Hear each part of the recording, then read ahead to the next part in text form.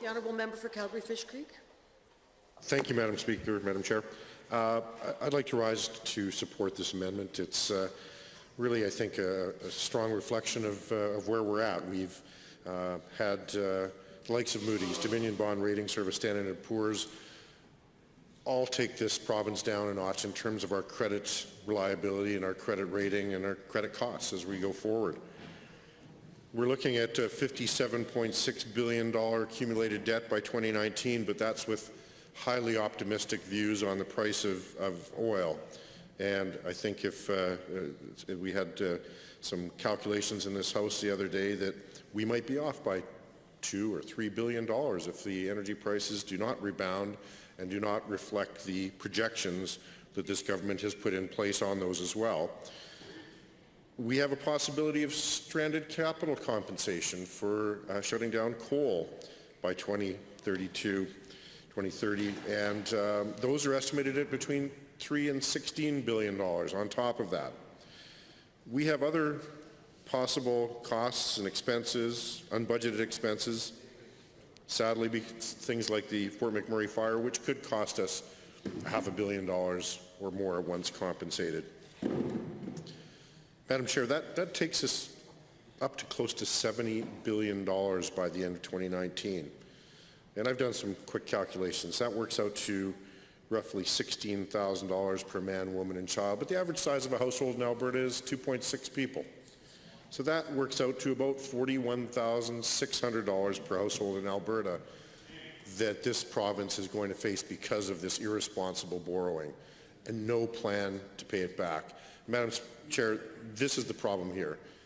Last time I checked, households in Alberta, when they go out to borrow, and again, fiscal responsibility is not about not borrowing, it's about borrowing responsibly.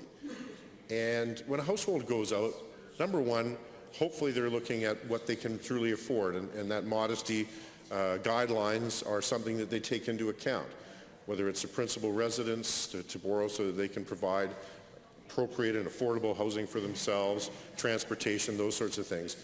But Madam Chair, when they do that, when do the payments start? They go to the bank, they take out a loan, they buy that dream home, and that dream home could be a starter home, it could be a mobile home, it could be a move-up home for them. But when do they start paying the interest on that?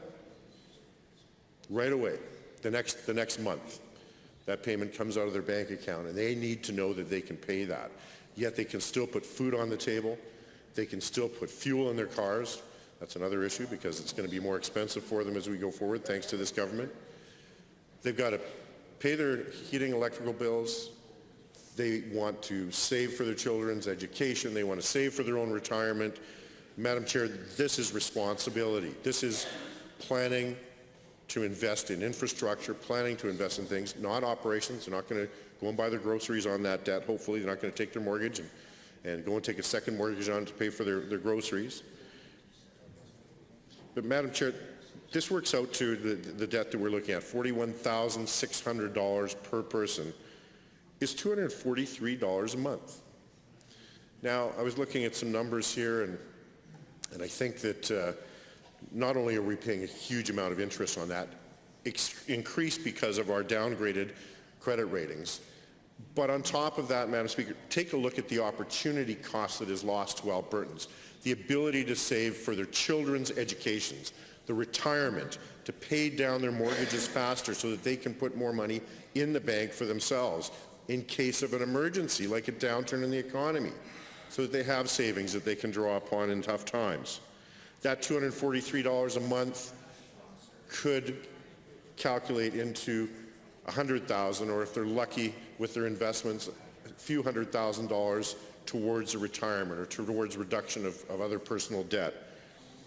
Madam Chair, that's where the irresponsibility of this borrowing is in place, and this amendment recognizes the fact that this is an irresponsible, ideologically driven move to continue down a path that Albertans cannot afford. This is not government money, Madam Chair.